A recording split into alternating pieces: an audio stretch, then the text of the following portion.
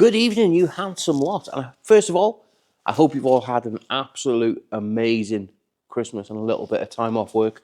But we have got on the ramp today is a 2010 Freelander 2, and we're going to be replacing the time belt and water pump on it and a few other little bits and bobs that need doing.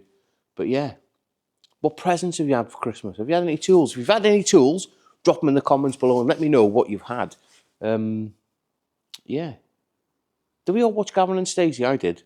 It was a bit... I don't know what to think of it, really. I don't know. But anyway, should we get involved and get this Freelander 2 started?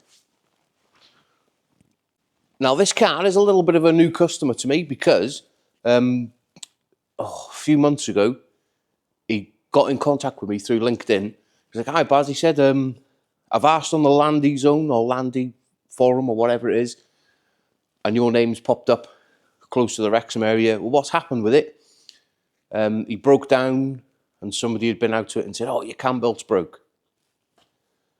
But it wasn't. And you'll find out later on in the video what actually happened to it. But it hadn't broke, but we got it fixed. And from there on, I've gained him as a customer. First thing we need to do is disconnect that battery negative first. Right now I've got the vehicle up in the air. Now, because we need to take the engine mount off, and I know I go on about this tool quite a lot, but it is such a game changer, especially when you're doing timing belts, gearboxes, clutches, or anything like that, is the Pickler engine support tool. Now, because it's a universal tool, there is no instruction manual to say, oh, you've got to mount it here, mount it there, mount it there. This is where you've got to use your head a little bit and get it mounted. Now, 9 times out of 10, there is a little hole in the subframe that you can just put the hook through. You can grab the tool, and it doesn't take too long to set up. Put that on there.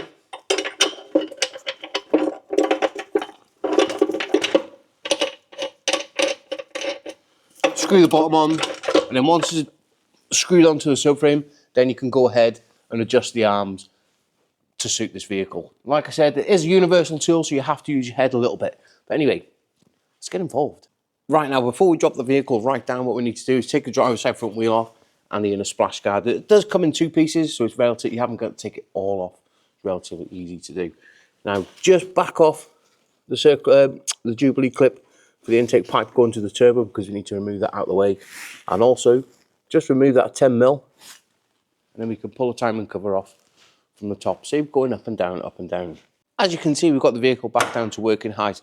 Now, I have removed the intake pipe that comes from the turbo up to the airbox. Now, I have also removed the big pipe that goes along the engine. Just a little, you don't have to, but it just makes a little bit more easier access. Now, just remove the coolant tank, just pull it to one side just so you can get that one 15mm bolt out.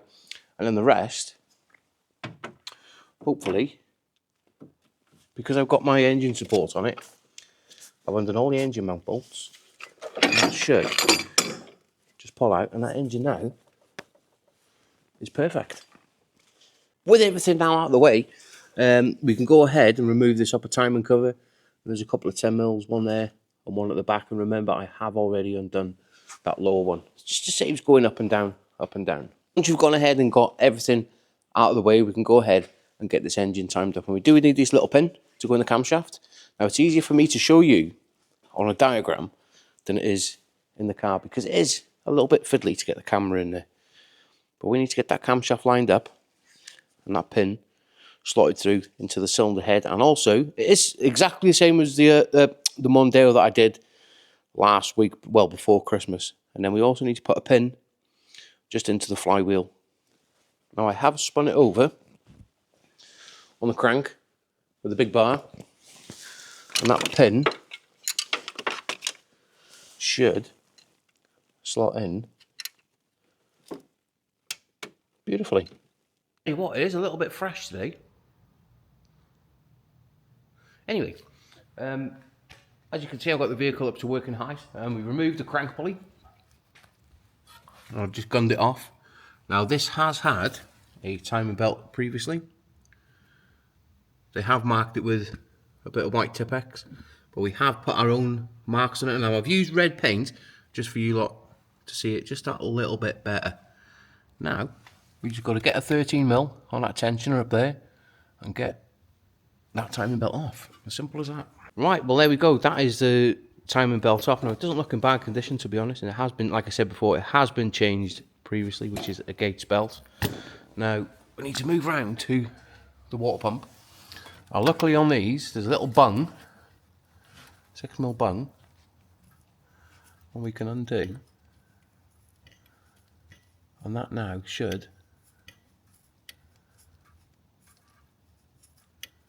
come on, drain into me lovely little receptacle.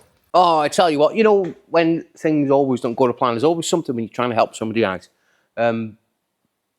Obviously I've been draining the water, the coolant into me receptacle, and it kind of overflowed, which I'll attach a picture right by here for you to see. Oh, there was oil everywhere, but we've brushed up and we've got a fresh receptacle draining the rest of that coolant out. Well, with a little bit of magic now, we've gone ahead and removed the water pump. It's held on with 11 mils. Now, one thing, if we don't know by now, one of my pet hates when doing this is it's previously been changed and somebody has used silicone sealant. Now, the reason why I hate this, because it doesn't need to, because it's got a metal gasket when it's fixed into the block. And secondly, it will void any warranty whatsoever. So say if this timing belt had snapped not long after the timing belt had been fitted, and it was down to, say, the water pump, they'd probably reject it because it's got silicone on it.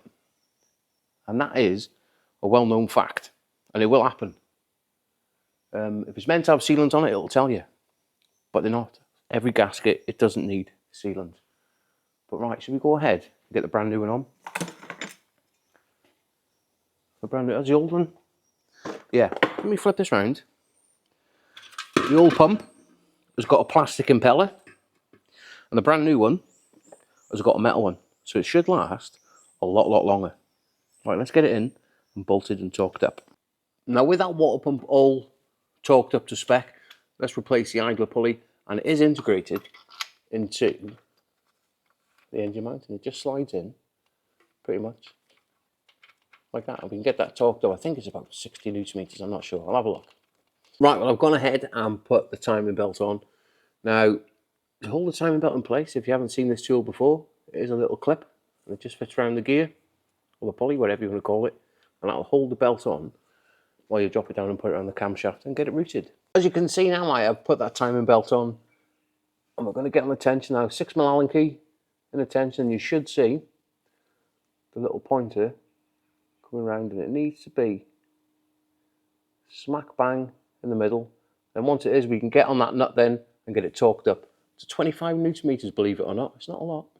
Right, well as you can see, I've gone ahead now and I've built this bottom end back up. Timing cover, the reluctor ring on the crankshaft for the crankshaft pickup, that has gone back on. Now what I like to do before I do put it back on is give it a wipe with a little bit of a rag, just make sure that everything, well, all the debris is off it. Now, I have torqued the crank pulley back up, and I put a little line on the bottom of the block there. I don't know if you can see it, and a yellow line there on the pulley, and also at the bottom of the camshaft pulley and on the block I've marked there as well. I'm going to wind over now by hand twice and make sure that all them timing marks are lined back up properly. And if I leave the timing cover off, I can see if that timing mark, the tension on the tensioner is correct. Right, let's get on the pulley, give it a bit of a turn Rooney. I've wanged it over by hand with a bar on the crank pulley, and everything is aligning up perfect, and the tensioner is absolutely spot on. I want to get home soon, so we're going to chuck this into a little bit of a time lapse, me putting this vehicle back together.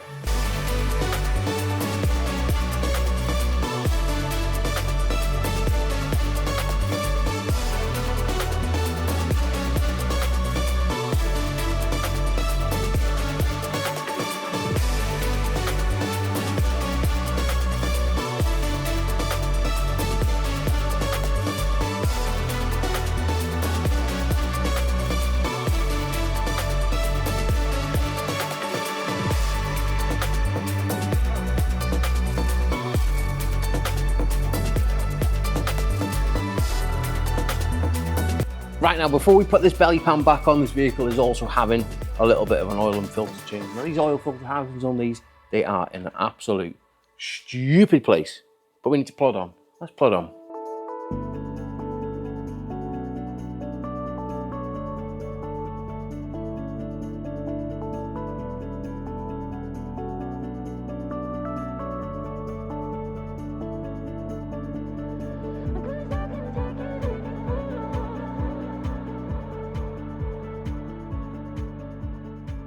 And there we have it, just like that. My car is now all back together. We put some fresh oil in it, got some fresh coolant in it. I've just got to give the plastics a little bit of a cleaner-oonie, but shall we just jump in it and see if it starts? Obviously, we've connected the battery. Oh. Now, for anybody that's asking how many miles has this vehicle done, it has done 212,000 miles. Oh, shush.